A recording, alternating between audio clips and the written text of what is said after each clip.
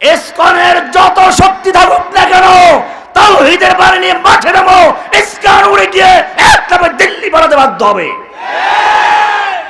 ওদের কত বড় সাহস! আজ পর্যন্ত কেউ বলেছে যে এই গজার মাছগুলো, শোল মাছগুলোর আদি পুরুষটা কি বলে? যদি তা না হয় তাহলে মানুষ কেন বানরের বাচ্চা হতে যাবে? ওরা নিজেরা বানরের বাচ্চা। তাই গোটা জাতিকে বানরের বাচ্চা বানানোর জন্য ইংরেজদের পদাঙ্ক অনুসরণ করে শিক্ষা সিলেবাসকে পরিবর্তন করার চক্রান্ত করেছিল। বানর তত্ত্ব শিক্ষা সিলেবাসের ভিতরে ঢুকিয়ে দিয়েছিল।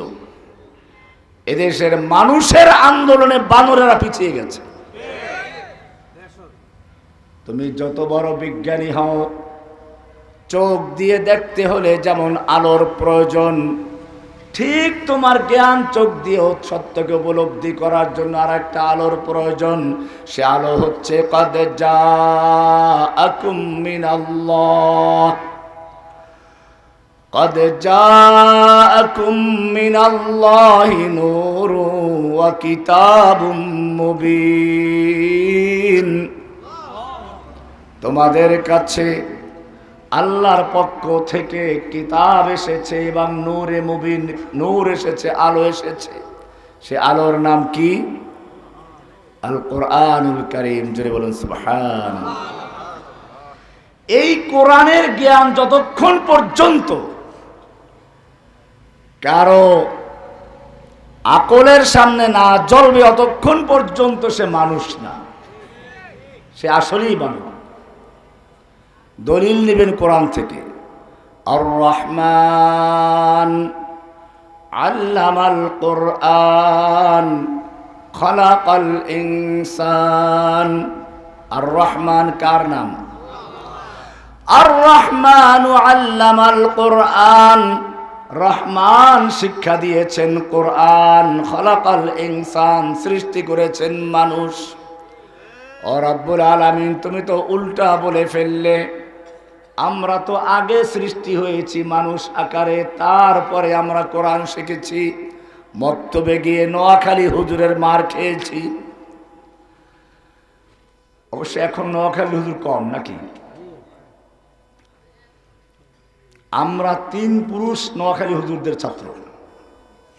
আমাদের দাদাও নোয়াখালী হুজুরের ছাত্র, বাবাও আমিও। আমরা আগে পৃথিবীতে জন্মগ্রহণ করেছি, তারপরে কোরআন শিক্ষা করেছি। কিন্তু আল্লাহ তো উল্টা বলছেন। আর রহমান আল্লামাল কোরআন, শিক্ষা দিয়েছেন কোরআন। খলাকাল ইনসান, সৃষ্টি করেছেন মানুষ। আল্লাহ রাব্বুল আলামিন জানাচ্ছেন যে না, আমি উল্টা বলিনি।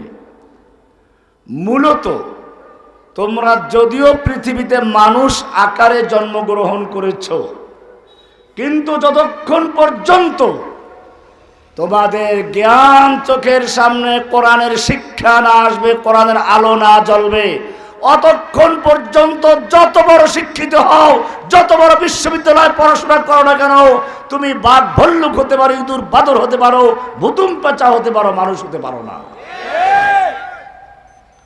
এই কারণেই আমরা দেখি ঢাকা বিশ্ববিদ্যালয়ের মতো জায়গা থেকে সর্বোচ্চ ডিগ্রি নিয়ে পাশ করা সত্ত্বেও পহেলা বৈশাখ এলে বাঘ ভল্লুক, উল্লু ভল্লু, ভুতুম পেঁচার মুখোশ পরে বের হয়। অবশ্য এখন বিশ্ববিদ্যালয়গুলোর ভিতরেও কোরআনের আলো ঢুকে গেছে। এখন শুধুমাত্র ভুতুম পেঁচার মুখোশ পরে বের হয় না, নটর ডেম কলেজ সহ বিভিন্ন বিশ্ববিদ্যালয় থেকে কালেমার তাওহীদের পতাকা নিয়ে সাবিলুনা সাবিলুনা আল জিহাদ আল জিহাদ বলতে বলতে বের হয়ে আসে। আমি জেলখানায় বসে দেখেছিলাম আল্লাহর নবীর অবমাননার বিরুদ্ধে কিভাবে মিছিল হয়েছিল। এটা কোরআনের আলো, তাদের জ্ঞান চোখের সামনে জ্বলেছে। আর রহমান আল্লামাল কোরআন খলাকাল ইনসান। কোরআনের আলো জ্বলতে হবে। আজকে মনে রাখতে হবে, আল্লাহর নবী মুহাম্মদুর রাসূলুল্লাহ সাল্লাল্লাহু আলাইহি ওয়াসাল্লাম গারে হেরাতে এই আলোর প্রথম সন্ধান পান। 3 বছর পর্যন্ত গোপনে দাওয়াত দেন। এরপরে আল্লাহর হুকুম হলো ফাসদা বিমা তুমার ওয়া আরিদ আনিল মুশরিকিন, তোমার প্রতি যা আদেশ করা হয়েছে তা প্রকাশ্যে ঘোষণা করো, এখন আর গোপনে থাকার কাজ নেই। মুশরিকরা কে কি করলো তা দেখার বিষয় নয়। 360 মূর্তির পূজা চলছে। আল্লাহ রাব্বুল আলামিন বললেন তাওহীদের বাণী প্রকাশ্যে বলো, ইসকনের যত শক্তি থাকুক না কেন তাওহীদের বাণী নিয়ে মাঠে নামো, ইসকন উড়ে গিয়ে একদম দিল্লি বানাতে বাধ্য হবে। ওদের কত বড় সাহস! আজকে মুসলিমদের দুর্বলতার সুযোগ নিয়ে আমি সেদিন ফরিদপুরে গেলাম। ফরিদপুরে একটা কলেজের ছাত্ররা কলেজের ভিতরে মসজিদ বানিয়েছে, মাইকে আজান দিয়েছে। হিন্দু ছাত্ররা তাদেরকে মারধর করে হাত পা ভেঙ্গে জেলে ঢুকিয়ে দিয়েছে। আমি 2 দিন আগে সেখানে প্রোগ্রাম করেছি। প্রশাসনকে বলেছি, যেই সকল হিন্দু ছেলেরা ওই মুসলিম ছাত্রদের গায়ে হাত তুলেছে, অবিলম্বে ওদেরকে গ্রেফতার করে ওদের উচিত শিক্ষা দিতে হবে। যদি তা না করা হয় তাহলে বাংলাদেশে যদি অন্য কিছু ঘটে যায় সেজন্য প্রশাসনকে দায়ী দিতে হবে। বাংলাদেশে যখন নাস্তিক ব্লগাররা আল্লাহর রাসূলকে গালিগালাজ করেছিল তখন আমরা প্রতিবাদ করেছিলাম। আমাদেরকে গ্রেফতার করে হাতে হ্যান্ডকাপ লাগিয়ে, বেড়ি পরিয়ে, মাথায় হেলমেট পরিয়ে, বুলেট প্রুফ জ্যাকেট পরিয়ে একটা অদ্ভুত প্রাণীর মতো আমাদেরকে পৃথিবীর বুকে প্রকাশ করা হয়েছিল। আর এখন ইসকনের একজন লোককে গ্রেফতার করে কি করা হলো? তাকে ডাবের পানি খাওয়ায়। আমাকে কিছুদিন আগেও হাসিনার পতনের মাত্র 6 মাস আগে জামিন হয়েছিল, ছাড়ে নাই আমাকে। জেল গেট থেকে গ্রেফতার করে নিয়ে গুম করলো, প্রচার চালালো রহমানি বের হয়ে গেছে, খুঁজে পাওয়া যাচ্ছে না। উদ্দেশ্য ছিল এই কথা ছড়িয়ে দিয়ে তারপর হত্যা করার পরিকল্পনা। কিন্তু যেহেতু দিবালোকে গুম অপহরণ করেছিল, সিসি ক্যামেরাগুলো সাক্ষী ছিল, ভয় পেয়ে গেছে। শেষ পর্যন্ত আমাকে সারা দিন একটা গাড়ির ভিতরে রেখে এসি বন্ধ করে দিয়ে রৌদ্রে ফেলে রেখেছিল। শত শত লোক সেখান থেকে আসা যাওয়া করছে। একটা লোক জানে না যে এইখানেই আর একটা লোক তিলে তিলে নির্যাতিত হচ্ছে। এটা বিলালের কাহিনী বলছি না, কারো শোনার কাহিনী বলছে না, নিজের কাহিনী বলছি। এত সাহস কোত্থেকে আসলো? মনে রাখতে হবে, সাইদি সাহেবকে গ্রেফতার করেছিল, শাইখুল হাদিস আল্লামা আজিজুল হক সাহেবকে গ্রেফতার করেছিল, মুফতি আমিন সাহেবকে গ্রেফতার করেছিল। সেই সময় যদি সমস্ত আলেম তালাবা মুসলিম জাতি ঐক্যবদ্ধ হয়ে প্রতিবাদ করত, মোকাবেলা করত, তাহলে আজকে ওদের সাহস এত বেশি হতে পারত না। আপনারা জানেন আমিরে মুআবিয়া রাদিয়াল্লাহু তাআলা আনহুর সঙ্গে হযরতে আলী রাদিয়াল্লাহু তাআলা আনহুর যুদ্ধ হচ্ছিল। এ সময় তৎকালীন সুপার পাওয়ার রোম সম্রাট হযরতে আমিরে মুআবিয়ার কাছে পত্র লিখেছিল, আমরা জানতে পেরেছি তোমার আমির তোমার বিরুদ্ধে যুদ্ধে লিপ্ত আছে। যদি চাও তাহলে রোম সম্রাট তার পূর্ণ সামরিক শক্তি দিয়ে তোমাকে সাহায্য করার জন্য প্রস্তুত। আল্লাহর নবীর ছাত্রদেরকে ধোঁকা দেওয়া যায় না। তিনি বুঝতে পারলেন এটা আমাকে সাহায্য করার জন্য বলা হচ্ছে না, বরং এই অজুহাত দিয়ে মুসলিম খেলাফাকে ধ্বংস করার চক্রান্ত করা হচ্ছে। আমিরে মুআবিয়া রাদিয়াল্লাহু তাআলা আনহু উত্তর লিখলেন, ইয়া কালবার রোম, ওহে রোমের কুকুর, আমার আমিরের সঙ্গে আমার যুদ্ধ হচ্ছে। এই সুযোগ নিয়ে যদি মুসলিম ভূখণ্ডের দিকে একটা পা বাড়াতে চাস,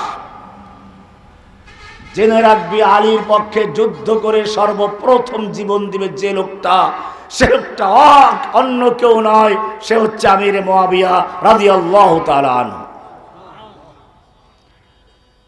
এক হুঙ্কারে বাতিলের মসনাদ কেঁপে উঠল। কিন্তু দুর্ভাগ্যের বিষয় হচ্ছে আমাদের যুগের কুফফারগুলো এক একজনকে এক একটা তকমা দিয়ে গ্রেফতার করে, অন্যরা চুপ থাকে। কাউকে রাজাকার, কাউকে নারী ধর্ষক, কাউকে জঙ্গি। এ পর্যন্তই না, আরো অনেক বড় তালিকা ছিল যা আমাকে দেখানো হয়েছিল। দুর্নীতি দমন কমিশন নামক দুদক দিয়ে এদেশের প্রায় ৫,০০০ আলেমদের তালিকা তৈরি করা হয়েছিল। পর্যায়ক্রমে সকলকে দুর্নীতির মাধ্যমে জেলে ঢোকানোর পরিকল্পনা ছিল। ওদের উদ্দেশ্য ছিল এদেশের জনগণ আলেমদের কথা শুনে ভালোবাসে, আলেমদেরকে বিতর্কিত করতে হবে, তাদেরকে সমাজে ঘৃণিত করতে হবে, জঙ্গিবাদ দিয়ে, নারীবাদ দিয়ে, দুর্নীতিবাদ বানিয়ে তাদেরকে কলঙ্কিত করতে হবে। এটাই ছিল ইংরেজদের চক্রান্ত। আপনারা জানেন এই ভারতবর্ষ ইংরেজরা দখল করেছিল মুসলিমদের হাত থেকে। ইংরেজরা রিপোর্ট চাইল ভারতের দালালদের কাছে, হিন্দু লিডারদের কাছে, দাদাদের কাছে, আমরা ভারতবর্ষ দখল করেছি, বলো কিভাবে আমাদের ক্ষমতা স্থায়ী হতে পারে। এদেশের দালালরা ইংরেজদেরকে রিপোর্ট দিল, ভারতবর্ষে তোমাদের শত্রু, একমাত্র শত্রু হচ্ছে মুসলিম জাতি। যতক্ষণ পর্যন্ত মুসলিমরা শক্তিশালী থাকবে, ততক্ষণ পর্যন্ত ভারতবর্ষে তোমাদের পায়ে স্থির হতে পারে না। মুসলিম ধ্বংস করার জন্য পরিকল্পনা নেওয়া হলো। ডক্টর টমসন লেখেন, দিল্লির গ্র্যান্ড ট্রাঙ্ক রোড, যার দুপাশে রাস্তায় বিশাল বিশাল গাছ আছে, ওলামায়ে কেরামদেরকে সেই গাছের প্রত্যেকটা ডালে ডালে ফাঁসি দিয়ে ঝুলানো হলো। ফাঁসি থেকে নামানো হয় না, যাতে অন্যরা দেখে ভয় পায়। ওলামায়ে কেরামদেরকে শূকরের চামড়ার ভিতরে ঢুকিয়ে ঘোড়ার পায়ের সঙ্গে বেঁধে দিয়ে দৌড়ানো হলো। ওলামায়ে কেরামদেরকে আন্দামান দ্বীপে পাঠানো হলো। মাদ্রাসাগুলো বন্ধ করা হলো, মসজিদগুলোকে ঘোড়ার আস্তাবল বানানো হলো। ৩ লক্ষ কোরআনে কারিমকে একাত্র করে আগুনে পুড়িয়ে দেওয়া হলো। এত কিছু করা হলো, তারপরও শেষ হয় নাই। ওরা চিন্তা করলো এই মাদ্রাসা মসজিদগুলো চলে কি দিয়ে। এই মাদ্রাসা মসজিদগুলোর জন্য শত শত হাজার হাজার একর জমি অক্ষ সম্পত্তি ছিল। সেই অক্ষ সম্পত্তিগুলো বাতিল করে হিন্দু দাদাদের জমিদারি দিয়ে দেয়, আর সেখান থেকে কিছু জমি দিয়ে বিভিন্ন স্কুল কলেজ করে। এখন দাদাদের নামে বিএম কলেজ, বিএল কলেজ, অমুক কলেজ, তমুক কলেজ সব হিন্দুদের নামে নিয়েছে। নব্য ইংরেজরাও তাই করলো। আবার এই বাংলাদেশের নব্য ইংরেজরা ইসলামকে ধ্বংস করার জন্য হাজার হাজার আলেমদেরকে কারাবন্দী করেছিল, কাউকে ফাঁসি দিয়েছিল। ওলামায়ে কেরামদের পায়ে বেড়ি পরিয়েছে, মাথায় হেলমেট, শরীরে বুলেট প্রুফ জ্যাকেট লাগিয়ে, হাতে হ্যান্ডকাপ লাগিয়ে করে তুলেছে। আমাকে একদিন দুদিন নয়, বরগুনা জেলা কারাগারে এক আধারে 7 মাস পর্যন্ত মোটা মোটা ডান্ডা বেরি পরিয়ে একটা নির্জন কুটিতে আটকে রাখা হয়েছিল।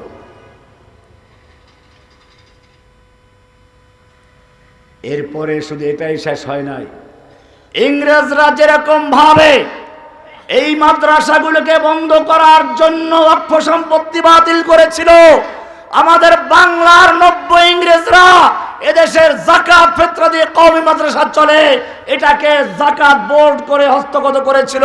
এবং কোরবানির চামড়া ঈদের দিন ছেলেরা বাড়ি না গিয়ে রাস্তায় রাস্তায় মানুষের বাড়ি বাড়ি গিয়ে কোরবানির চামড়া আদায় করে। আপনারা মনে করেন যে ওরা সবাই গরিবের ছেলে? না, কওমি মাদ্রাসায় এমন লোকদের ছেলেরা আছে যারা তোমাদের মতো লোকদেরকে 7 বার কিনতে পারে, বিক্রি করতে পারে। ওরাও বাড়ি না গিয়ে কোরবানির চামড়ার জন্য মানুষের দ্বারে দ্বারে ঘুরতে থাকে।